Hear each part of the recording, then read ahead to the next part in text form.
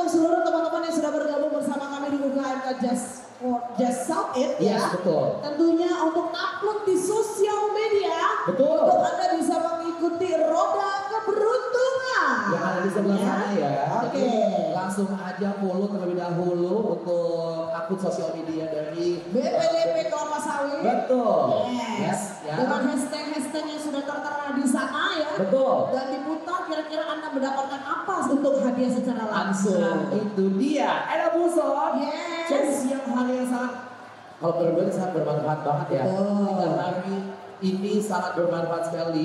Setiap harinya mengedukasi. Betul sekali, ya. memberikan pengalaman dan juga sharing session kepada semua yang ingin tahu tentunya manfaat dari semua baiknya kelapa sawit ya. Nah, kali ini ya kami akan mengajak untuk seluruh teman-teman yang sudah mendaftarkan diri untuk bergabung tentunya untuk mendengarkan paparan sosialisasi manfaat minyak makan merah. Betul. Ya. Jadi nanti hari ini kita akan panggilkan narasumber kita yang sangat luar biasa sekali. Beliau ini adalah seseorang yang, aku ngefans loh sama dia. Bagus. Betul. Iya, selain ngefans sama aku ngefans juga sama dia. Pasti dong. Sebagai apa tuh? Jadi beliau ini adalah sebagai peneliti hilirisasi pusat penelitian kelapa sawit. Manis. Jadi beliau ini meneliti dari yang namanya sawit-sawit ini adalah sangat pakarnya sekali kita hadirkan di sini. Jadi untuk teman-teman di sini, Bapak Ibu untuk lebih mengetahui manfaat minyak makan merah itu apa sih? Coba ada yang tahu nggak teman-teman di depan ini manfaat dari minyak makan merah? Ada yang tahu? Nah, ada tahu? Ya udah kita langsung jawab aja. Langsung saja kalau begitu tanpa berpikir panjang kita panggil tentunya ini dia pemaparan dari Bapak Manda Edi Mulyono. Hai, selamat siang. Pas dulu dong, pas dulu. Oke, yes. Boleh di tengah. Sudah siap Bapak Manda? Ini kita kayaknya sama sebenarnya sama kayak saya. Ini kadang-kadang ya. Ini kadang-kadang. Ya silakan kalau gitu. Langsung silakan. Terima kasih Mas Mbak Edi. Ya, Assalamualaikum warahmatullahi wabarakatuh. Selamat sore, selamat sejahtera untuk kita semua. Second time, sebenarnya kedua kalinya saya ke Palembang, masih asing ya dengan Palembang. Tapi mungkin sebelum kita atau saya memaparkan topik kita hari ini tentang minyak makan merah, kenapa penting minyak makan merah itu penting, kenapa jadi booming akhir-akhir ini. Sebelumnya saya mau tanya dulu ke Bapak Ibu sekalian, sudah pernah dengar belum istilah minyak makan merah? Belum Bu? Belum? Kalau yang sudah pernah boleh acungkan tangannya, saya mau survei kecil-kecilan. Belum ada juga ya? Oke, berarti ini momen yang tepat Bapak Ibu sekalian berada di acara UKMK Just Summit ini, di mana kita akan belajar sama-sama minyak makan merah itu apa, manfaatnya dan cara pengolahannya. Jadi ini sebenarnya adalah salah satu produk turunan minyak sawit yang manfaatnya gede banget. Boleh? Berapa?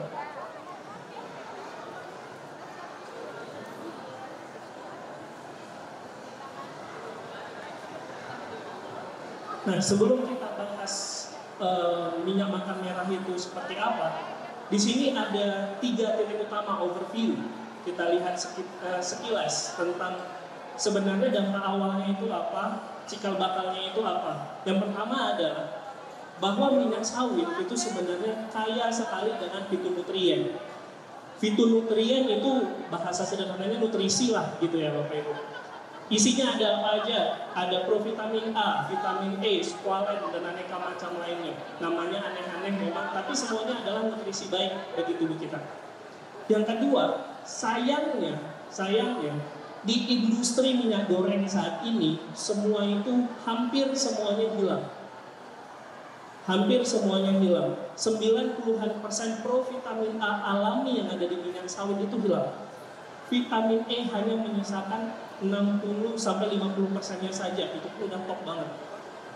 Nah, kemudian sayangnya, kemudian dilakukan fortifikasi lagi setelah diporak-porandakan semua nutrisinya hilangnya di industri minyak goreng, ditambahin lagi tuh vitamin tambahan ke minyak goreng atas instruksi pemerintah. Kenapa minyak goreng kita harus sehat? Bahasanya seperti itu. Tapi sumber vitaminnya dari mana Bapak Ibu? Impor. Sayang banget kan, padahal alaminya minyak sawit sendiri sudah kaya sama nutrisi. Dihilangkan karena kita ngejar minyak itu harus jernih, warnanya sebening mungkin, bahkan ada iklan yang katanya bisa diminum sampai kalau bisa sampai bisa diminum lah sebening itu gitu. Sebenarnya enggak 100% benar. Tidak 100% benar. Dan ditambahkan lagi, difortifikasi lagi, ditambahin dari luar, dan sumber fortifikannya adalah impor. Sayang sekali. Nah, kemudian sehingga oleh karena itu kita perlu rekonfigurasi ulang. Harus kita modifikasi nih cara memproduksi minyak sawit yang siap untuk dikonsumsi. Kalau CPO itu minyak sawit mentah, belum bisa kita konsumsi langsung. Lidah orang Indonesia nggak sanggup menerimanya, ya Bapak Ibu ya. Kecuali orang Afrika, mereka makan CPO dikonsumsi langsung. Tapi orang Indonesia kita belum sanggup. Oleh karena itu, gimana caranya nutrisinya terjaga, tapi bisa diterima oleh lidah kita? Boleh lanjut Pak? Ini dia, minyak makan merah. Hasil modifikasi dari proses yang merusak nutrisi alami sawit tadi. Kalau secara tampilan serem nggak Bu? Kira-kira goreng pempek pakai ini warnanya jadi merah nggak ya Bu ya? Nanti kita lihat bareng-bareng. Pempek kan putih ya kalau belum matang ya. Putih kalau digoreng nanti jadi warnanya apa pakai minyak makan merah. Lanjut Pak. Nah, seperti yang saya jelaskan tadi di awal bahwa minyak makan merah unggulan utamanya adalah nutrisinya. Nah, nutrisinya ini, karena nutrisinya ini, dia tidak hanya digunakan sebagai minyak goreng, Bapak Ibu. Bisa dikonsumsi langsung, silahkan. Rasanya aneh mungkin ya Mbak? Enggak kok, enggak. Nanti ya, kalau minyak makan merah sudah komersial, insya Allah, nyampe Palembang misalnya, kita bisa dicicipin. Nah, ini akan memperkuat ketahanan pangan Indonesia, berpotensi besar sebagai anti stunting dan alternatif minyak goreng yang lebih sehat. Selain itu, melalui konsep yang ditawarkan oleh pemerintah saat ini melalui kerjasama dengan Kementerian Koperasi UKM, saat ini kita sedang membangun piloting pabrik minyak makan merah pertama di Indonesia di Kabupaten Deli Serdang, Sumatera Utara. Dan di situ kita memperdayakan petani swadaya, petani sawit swadaya yang punya sawitnya cuma 2 hektar, 3 hektar. Nah, ini menjadi bargaining position. Jadi titik jual bagi petani, bahwa petani yang selama ini mungkin hanya jual TBS-nya, jual buahnya ke pengepul, cuma dapat uang dari situ. Kadang harga TBS jatuh banget, nggak dapat duit, nggak cuan. Jadi dengan terlibatnya petani langsung dalam industri hilir sawit melalui minyak makan merah ini, maka petani bisa lebih untung. Begitu konsepnya. Nah, kalau kita tadi saya udah panjang lebar, jadi minyak makan merah ini sudah keluar standar nasional Indonesianya. SNI-nya sudah keluar tahun kemarin. Jadi minyak makan merah itu diproses hanya melalui 2 tahapan saja. Yang pertama, rafinasi lunak atau rafinasi ringan atau soft refinery. Ini merupakan rafinasi tanpa pemucatan dan tanpa deodorisasi. Jadi tidak ada penghilangan bau dan tidak ada pemucatan seperti halnya pada minyak goreng biasa. Yang mana 2 proses ini yang merusak nutrisi itu semua. Yang kedua ada namanya vaksinasi untuk menghilangkan fraksi padat dan cair. Oke, seperti yang kita bilang tadi, bisa digunakan pada berbagai tujuan. Sebagai bahan baku pangan, minyak goreng ditambahkan pada pangan, kemudian bisa dikonsumsi langsung sebagai asupan nutrisi ataupun sebagai fortifikan ke minyak goreng tadi. Tadi fortifikannya saya bilang vitaminnya impor. Ini bisa minyak makan merah sebagai fortifikan ke minyak goreng biasa, gitu. Atau sebagai bahan baku nutraseutikal, farmasi, kosmetik, dan sebagainya. Karakternya seperti apa? Seperti inilah. Jika kita bandingkan dengan minyak merah yang umum ada di pasaran saat ini di Indonesia maupun di luar negeri, minyak makan merah ini memiliki nutrisi yang lebih baik, bahkan jauh lebih baik dibandingkan minyak-minyak yang minyak nabati lainnya, minyak bunga matahari, minyak zaitun. Minyak zaitun nggak ada nutrisi karoten, provitamin A-nya itu tidak ada Bapak Ibu. Jadi karoten itu adalah provitamin A alaminya sawit, yang mana terbanyak ada di sawit, kemudian vitamin E-nya juga melimpah. Seperti itu. Ini beberapa produk minyak makan merah yang saat ini beredar di Malaysia. Di Indonesia belum umum minyak merah. Di Indonesia belum umum, minyak merah itu sudah beredar maksimal sangat banyak itu di Malaysia. Dengan merek, dua merek yang saya ambil di sini contohnya ada Hafiz dan Carotino. Nah, harganya berapa Bapak Ibu? Ini saya ambil dari Shopee-nya Malaysia. Fantastis harganya. Kalau kita di Indonesia, ibu-ibu, Bu, mau beli nggak Bu kalau harganya segitu? Enggak kan? Enggak ya?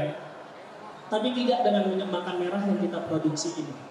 Insya Allah harganya akan maksimal sama dengan minyak kita. Berapa Bu minyak kita di Palembang Bu? 15. Harusnya 14.000 ya Bu, harga eceran tertinggi ya Bu. Nah, minyak makan merah insya Allah hanya 14.000. Insya Allah hanya 14.000. Kenapa? Karena minyak makan merah akan diproduksi di tempat-tempat kecil, remote area, tempat yang jauh. Jadi kalau minyak goreng itu produksinya cuma perusahaan-perusahaan besar yang hanya ada di beberapa titik di Indonesia. Tapi minyak makan merah enggak.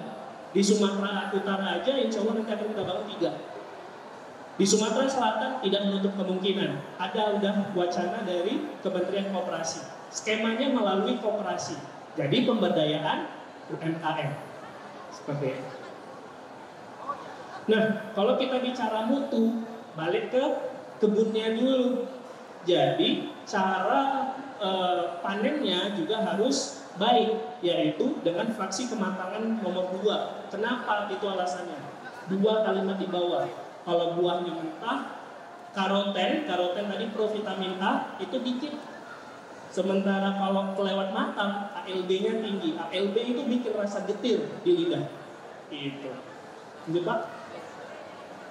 Nah, bagaimana buatnya? Tadi saya bilang ada 2 proses utama. Yang pertama fraksinasi, yang kedua adalah soft refinery. Di fraksinasi, minyaknya akan terpisah, yang padat akan terpisah. Yang padatnya sendiri, nutrisinya masih gede banget. Artinya apa? Artinya dia masih bisa dimanfaatkan untuk keperluan-keperluan yang lain. Gitu. Kemudian dari soft refinery ini ada 2 tahapan sebenarnya di dalam soft refinery. Yang pertama degamming, hilang getah-getahnya. Yang kedua adalah penghilangan ALP, tadi yang bikin getir saya bilang, itu dihilangkan. Produk sampingnya keluaran dari soft refinery adalah flaky soap. Kebayang dong, kalau udah bilang flaky soap artinya arahnya kemana? Sabun. Bayangin tuh, ibu-ibu, mbak-mbak semuanya kalau misalnya sabunnya itu kaya akan vitamin E, kaya akan provitamin A, mantap nggak tuh kulitnya? Nah, kemudian di sini sebenarnya tidak dibuat di pabrik, tapi sedang kita kembangkan juga di PPKS. Itu adalah fraksinasi lanjutannya menghasilkan level yang lebih tinggi dari minyak makan merah. Kita sebut high oleic, low palmitic oil. Gitu. Targetnya itu adalah ke farmasi dan kesehatan. Nah, supaya tuh tadi nutrisinya tetap terjaga, yang harus dikunci adalah suhunya, Bapak Ibu. Suhunya tidak boleh lebih dari 70 derajat. Kalau enggak rusak semua nutrisinya tadi. Gimana sih stabil nggak kira-kira minyak makan merah kalau dipanaskan? Minyak goreng kalau misal cepat berasap gitu juga nggak oke ya kan Bu? Nah panik ya ini ibu panik. Begitu masukin ikan itu ada meletak-meletak gitu, kabur semua. Nah di sini kita sudah uji stabilitas minyak makan merah dibandingkan minyak-minyak lain. Yang paling bawah itu Carofry. Carofry itu adalah produk komersilnya dari si Carotino yang tadi saya bilang di Malaysia, itu stabil hanya 11 jam ketika dipanaskan. Sementara minyak makan merah mampu 15,87 jam tahan dipanaskan. Nah, tapi sayangnya ini dia, mungkin kita tidak akan menganjurkan penggunaannya terlalu sering hanya untuk menggoreng saja Bapak Ibu, karena nutrisinya akan rusak. Grafik ini menunjukkan kerusakan karotennya. Jadi karotennya lama-lama rusak kalau dipanaskan. Bagaimana dengan penggorengan? Tadi horor yang kita bilang ya warnanya. Di sini Bu, Pak, yang nomor 3 itu adalah perbandingan kentang goreng yang digoreng dengan minyak makan merah dan minyak goreng biasa. Mereknya inisial B. Ya. Nah, dia lebih orange, golden brown, gitu ya bahasanya. Nah, sementara ketika kita coba 7 kali goreng, provitamin A-nya masih bisa terjaga hingga 56%-nya masih tetap di situ pada penggorengan keempat. Hingga 7 kali penggorengan dia masih sisa 27%. Artinya masih ada provitamin A-nya. Sementara vitamin E hingga penggorengan ke-7 kali itu masih tersisa 46%. Tampilan minyaknya setelah 7 kali goreng gimana Pak Bu? Seperti itu. Coba digoreng berkali-kali lagi Pak Bu, kami sudah pernah coba hingga 10 kali lebih dia baru menemui warna seperti minyak goreng biasa. Minyak goreng biasa warnanya gitu digorengan ke 10 ke atas. Tidak langsung menjadi hitam seperti minyak jelantah gitu. Artinya ibu bisa lebih hemat minyaknya gitu ya. Nggak langsung jadi jelantah dia Bu. Lanjut Pak. Nah, tadi ini saya bilang ini adalah proyek besar. Proyek minyak makan merah ini adalah proyek besar, melibatkan banyak stakeholder, banyak orang-orang pemangku kepentingan di sini, termasuk salah satunya adalah PT PEN Holding dan USU yang sudah membantu kami dalam melakukan rekayasa sosialnya. Dan ternyata banyak sekali orang responden dari ratusan orang yang dianalisa, mereka masih menyatakan bahwa hasil penggorengan menggunakan minyak makan merah itu masih sangat bisa diterima oleh lidah orang Indonesia. Datanya seperti ini. Secara penampakan umum, warna, bau, rasa, dan tekstur semuanya, hampir semuanya menjawab oke. Paling rendah di mana? Paling rendah 71% di warna dan bau. Sebenarnya apa itu warna dan bau yang ada di minyak makan merah? Itulah sebenarnya aroma yang agak bukan tengi, tapi kayak getir sedikit, itu bersumber dari beta karoten, dari karoten provitamin A tadi. Karena aslinya karoten itu rasanya memang agak sedikit langu. Jadi rasa, warna, dan bau mungkin agak mempengaruhi. Tapi untuk cita rasa masakan Indonesia, terutama kita di Sumatera Bapak Ibu yang kaya akan rempah-rempah, maka sebenarnya itu tidak menjadi permasalahan. Lanjut Pak. Ini sedikit beberapa gambaran yang sudah kita lakukan. Ini tadi pempeknya warnanya jadi kemerahan, ya, agak kemerahan. Tapi gambarnya agak terlalu orange ya kali di sini ya. Kalau aslinya nggak se-orange itu. Jadi agak lebih menarik sebenarnya. Kesiram cuko nggak ini Bu, Pak, nggak kerasa apapun. Yang aneh-aneh dari minyak makan merah nggak ada anehnya sama sekali, seperti umumnya. Lanjut Pak. Nah, sementara itu kalau kita bicara nutrisi, pendekatan saat ini PPK sedang melakukan penelitian minyak makan merah sebagai anti stunting ke depannya. Kita melakukan penelitian terhadap 2 jenis sediaan, yang pertama dalam bentuk kapsul dan yang kedua dalam bentuk emulsi. Kenapa ini penting? Pertama, komposisi asam lemaknya sangat penting untuk pertumbuhan bayi. Sebagai kalorinya, kemudian absorpsi lemaknya, untuk absorpsi kalsium, kemudian untuk pembentukan dan perkembangan otak, hormon dan lain sebagainya. Penting banget buat bayi. Jadi sebenarnya mimicking juga sebenarnya komposisi asam lemaknya seperti komposisi asam lemak yang ada di air susu ibu. Gitu. Ini juga hasil penelitian kami terbaru, pendekatan kami bahwa stunting, kegerdilan itu disebabkan oleh infeksi pada saluran cerna. Jadi anak-anak tidak bisa menyerap nutrisi yang seharusnya diserap ketika dia makan. Nah, disebabkan oleh apa? Salah satunya disebabkan oleh infeksi bakteri. 3 jenis bakteri ini yang menjadi penyebab infeksi saluran cerna. Alhasil anak-anak stunting, kerdil, kurus, ya, ceking gitu. Itu bisa dihindari dengan memberantas infeksinya. Nah, minyak makan merah berdasarkan penelitian kami terbaru yang dibiayai oleh BPDPKS itu dapat mencegah infeksi tersebut. Lanjut, Pak. Nah, kalau kita ngomongin provitamin A ini tentu larinya ke mata ya. Mata, kemudian sistem imun tubuh, vitamin E juga untuk sistem saraf, kemudian antioksidan penting, dan squalen itu juga untuk perkembangan otak. Jadi segala jenis usia mulai anak-anak sampai dewasa bisa mengkonsumsi minyak makan merah baik sebagai di makanan maupun konsumsi langsung. Nah, ini beberapa poin. Saya mau cerita sedikit, di kantor kami ada salah satu peneliti juga yang punya penyakit asam urat. Beliau mengonsumsi minyak makan merah 2 sendok per hari. Beliau ngeklaim bahwa asam uratnya, sebelumnya ketergantungan obat asam uratnya, sekarang sudah tidak ketergantungan lagi. Nah, ini belum teruji klinis sebenarnya ya. Saya nggak bisa bilang claiming dia bisa mengobati asam urat, saya nggak berani bilang karena belum ada pengujian spesifik ke sana. Namun berdasarkan pengalaman beliau, ini sesuatu yang menakjubkan gitu. Ya, selain ini yang sudah terbukti di berbagai macam penelitian-penelitian baik yang dilakukan PPKS maupun oleh pihak luar. Seperti itu. Saat ini, nah skemanya karena tertarik nih, pemerintah tertarik dengan minyak makan merah, sehingga dibangunlah pabrik minyak makan merah yang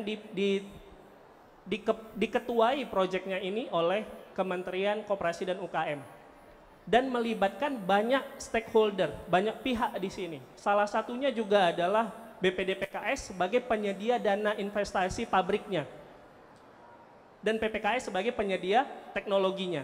Jadi saat ini sedang dibangun piloting pertama di Kabupaten Deli Serdang dan akan menyusul di Kabupaten Langkat dan di Kabupaten Asahan, Sumatera Utara.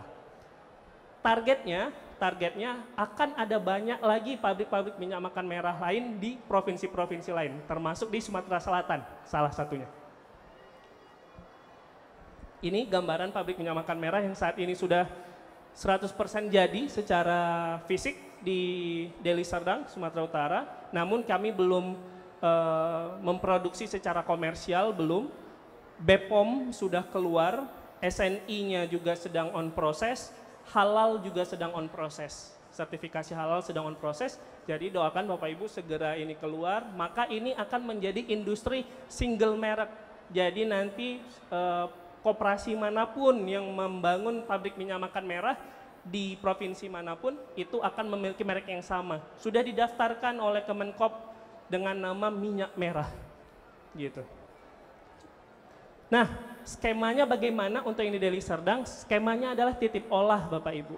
Jadi petani anggota koperasi, TBS-nya akan diserahkan ke koperasi melalui skema apa itu koperasi membeli atau skema sebagai persenan keuntungan, hitungan persen keuntungan.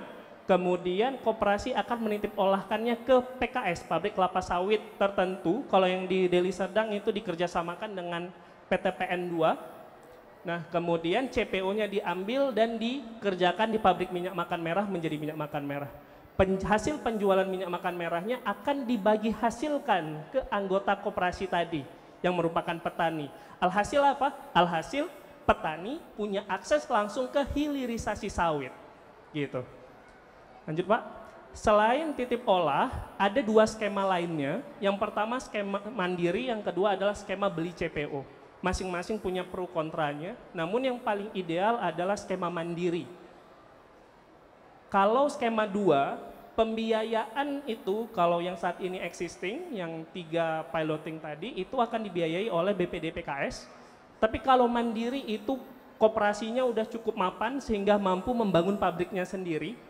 Nanti mereka punya PKS-nya sendiri, artinya mereka bisa mengubah TBS menjadi CPO-nya sendiri, mengolahnya sendiri, kemudian mereka punya gandengannya, pabrik minyak makan merah sendiri. Itu akan jauh lebih menguntungkan. Sementara kalau skema beli CPO, jatuhnya koperasi membeli CPO, kemudian mengolahnya menjadi minyak makan merah. Tapi hal ini tidak menguntungkan, kenapa? Fluktuasi harga CPO yang kita tidak bisa prediksi kadang. Alhasil bisa jadi harga minyak makan merahnya itu tidak bisa sama setiap tahun. Bisa jadi mengikuti seperti harga minyak goreng yang saat ini ada. Gitu.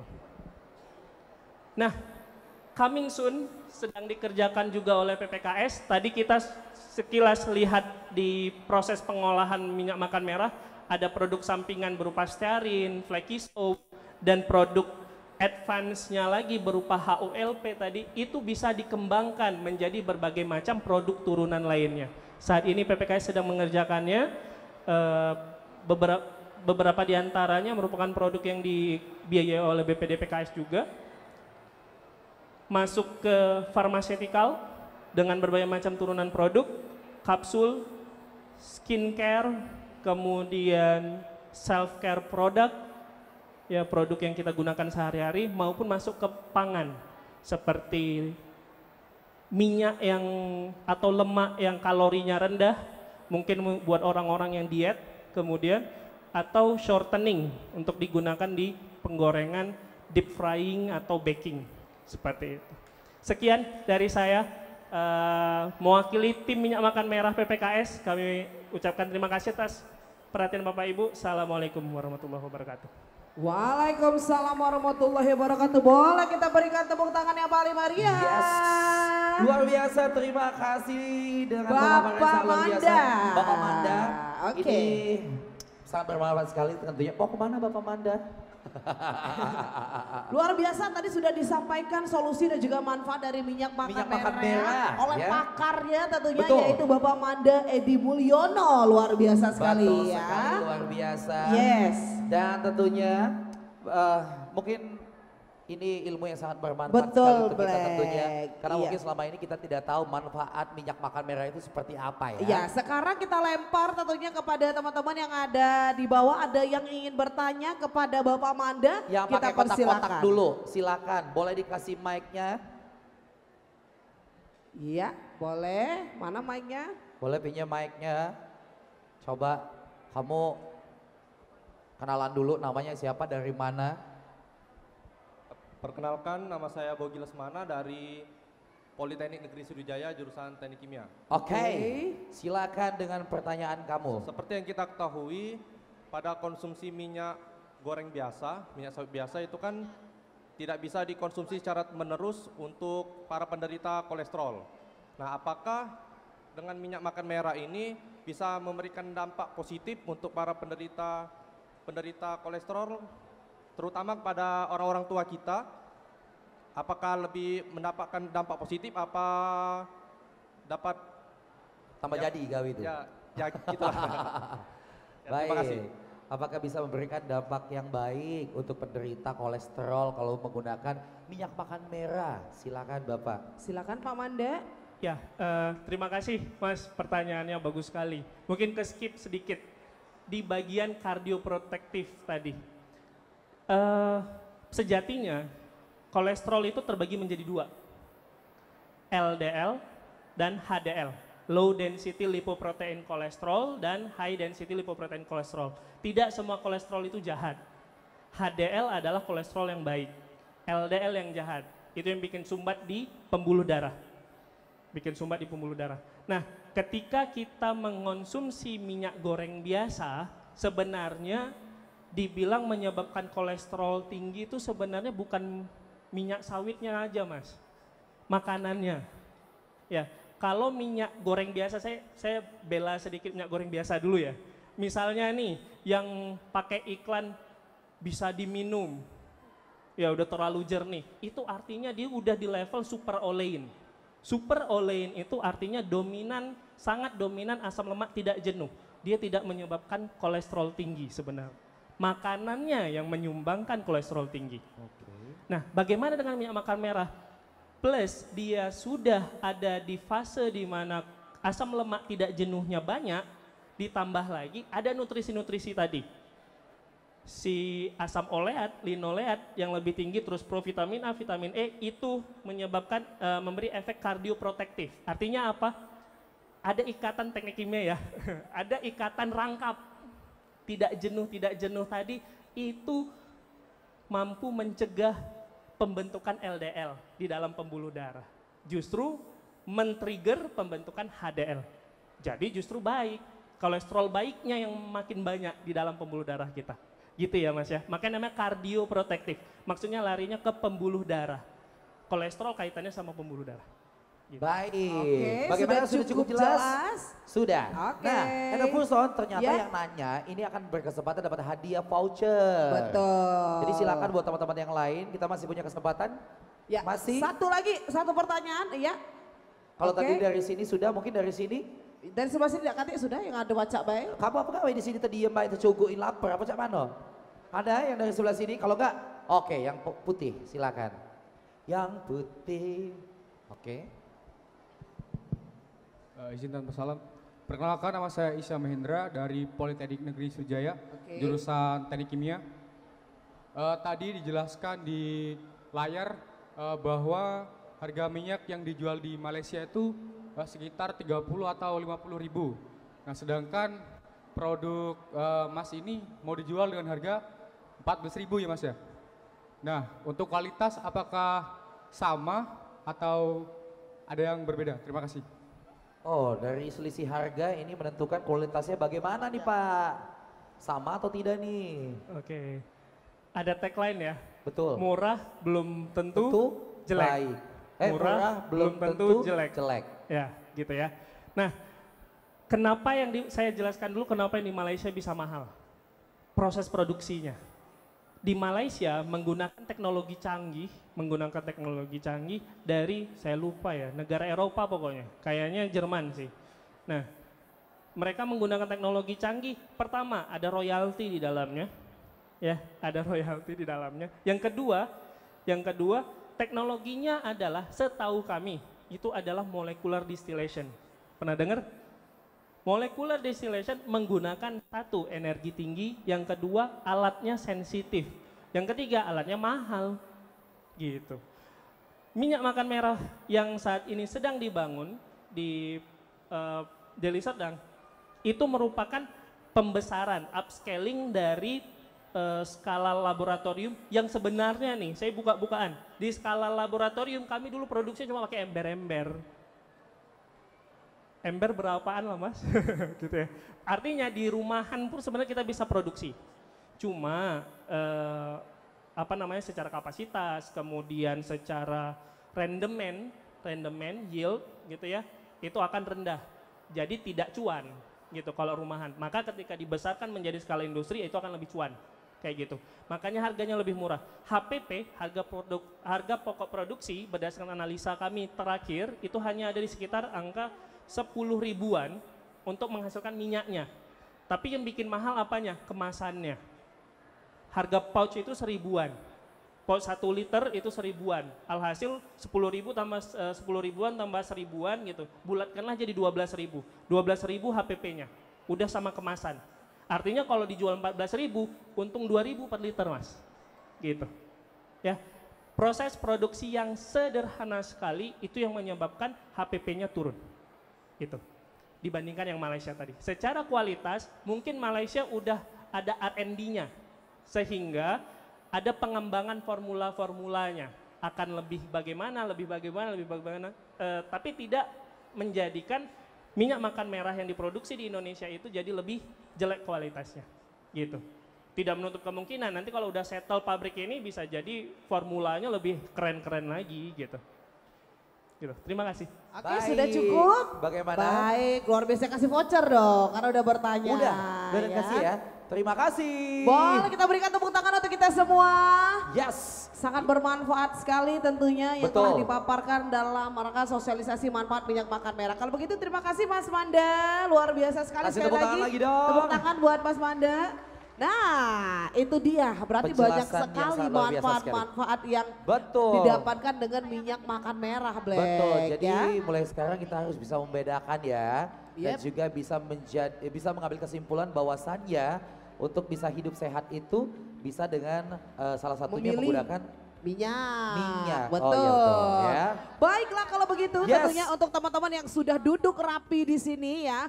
Setiap harinya kita menyuguhkan hal-hal yang sangat bermanfaat sekali ya. Betul. Dan juga lomba-lomba yang sudah kita hadirkan di sini. Yes. Nah ini ya. Salah satunya hari ini adalah Yes, ini adalah sangat luar biasa sekali. Kalau yang namanya minyak identik sekali dengan yang namanya, apalagi minyak goreng pasti identik dengan yang namanya masak. betul. Kali ini kita mendatangkan tentunya alumni dari MasterChef Indonesia. Kalau begitu langsung Season saja. 10 kita panggil ini dia Chef Nurul Anissa Sapitri. Ini MasterChef kita. Betul. Jadi ini adalah Hai alumni Chef. cantik ya. Baik. Luar biasa. Dan si cantik ini tentunya sekali lagi adalah alumni MasterChef Indonesia Season ke-10. Betul sekali. Udah cantik, pintar masak, kayaknya ini incaran para mertua deh kayaknya. Disayang mertua gitu ya. Disayang mertua Karena ya. masaknya pinter Masaknya ya. jago. Kira-kira dia mau masak apa nanti nih? Kita Halo tanya Chef dulu, kita- Nisa. Halo semuanya.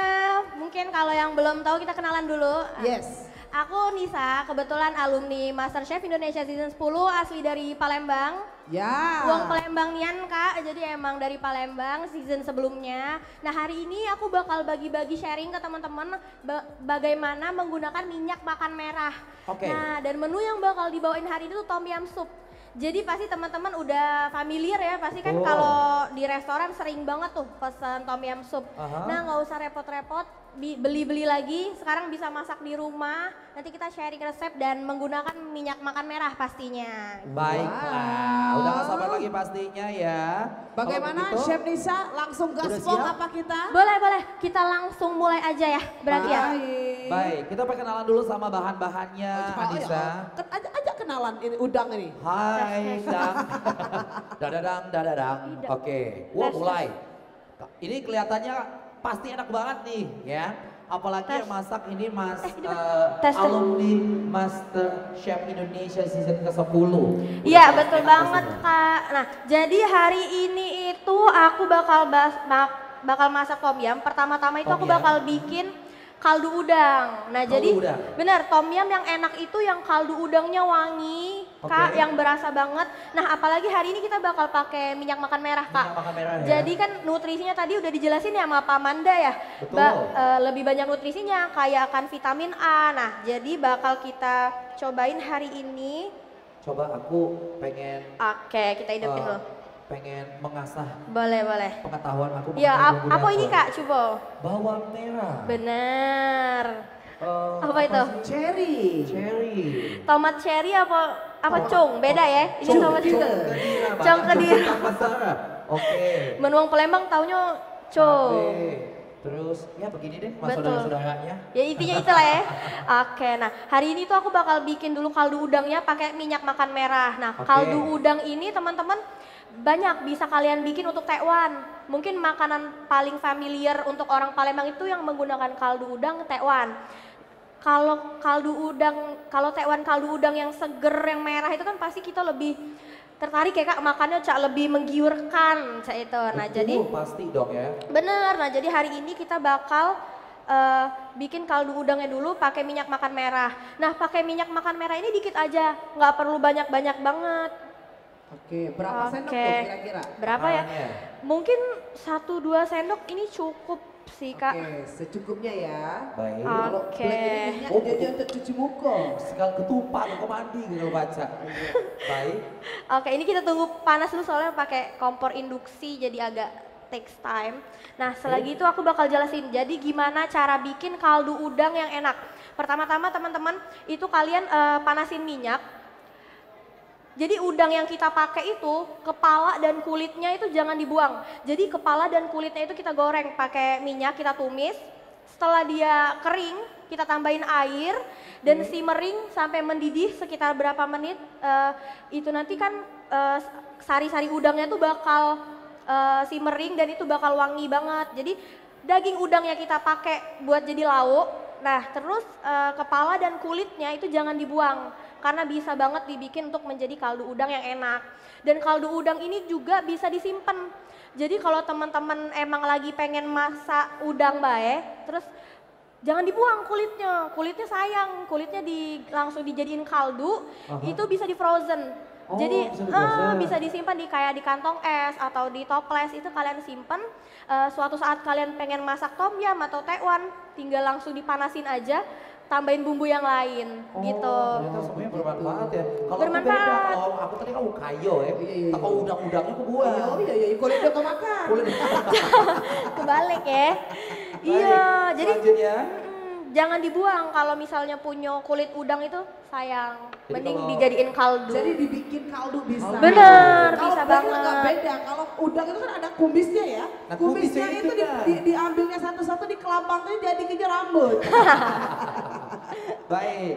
Yang pertama jadi kita bikin kaldunya dulu nih ya. Betul, ini kita tunggu sebentar ya, kompornya Betul, agak iya. Biasanya kan kalau misalkan kayak kuah Produksi. model ya. Iya, itu kuah kan pakai model. udang. Bolehnya. Chef Lisa bilang kompornya agak lama panas ya, marah Ibu. Woi kau ini kompor, kau tidak kata aku. Apa terus? Dikatoi terus ya, sampai betul. panas. Kita tunggu Baik. dulu. Oke, nah mungkin itu sih teman-teman, nah minyak makan merah tadi mungkin kita bisa undang Pak Mandanya ya, buat Pak sekalian Manda. ngejelasin lagi. Iya. Nah. Ini adalah pakarnya. Kira-kira Pakarnya kita undang lagi Pak Manda. Oh, boleh nih Pak, gimana nih Pak kalau misalnya kan aku mau bikin kaldu udang nih hari ini. Pakai minyak makan merah, berarti bakal lebih gimana tuh, wanginya tetap oke kali ya Pak? Ini Ya, eksperimen juga sih. Kalau dari pengalaman kami nih chef ya, dia kalau yang kita olah itu kayak protein, itu lebih menarik gitunya aromanya. Karena warnanya juga lebih cerah kali ya Pak ya? Iya, warnanya lebih cerah. Terus ininya rasanya lebih menarik. Oh, jadi gitu ya. Iya. Jadi nggak merubah bau ya Pak? Enggak, sejatinya. Justru lebih menarik ya, lebih Iya. wangi ya? Begitu, oke ini Mungkin kita kayak yang saya bilang tadi palingan chef, dia ada mungkin yang kita belum terbiasa sama wanginya. sedikit langu dari karoten itu sendiri. Tapi itu adalah nutrisi provitamin A. Itu yang sebenarnya. vitaminnya justru banyaknya di situ ya Pak Iya. ya. Oke, nah jadi ini aku bakal tumis kepala udang sama kulit udang itu pakai minyak makan merah. Makanya mungkin udang kan warnanya oranye udah ya Pak. Kaldu udang kan oranye tuh. Aku expect-nya lebih cerah sih dengan pakai minyak makan merah ini, warnanya lebih tempting. Begitu. Ini tadi kaya akan vitamin A ya Pak? Vitamin A, Provitamin A. Provitamin A, vitamin Provitamin A itu kalau kita konsumsi masuk tubuh, dia pecah dia chef. Oh. Pecah jadi vitamin A dalam tubuh kita. Oh gitu. Berarti provitamin A bukan vitamin A. Bukan vitamin A.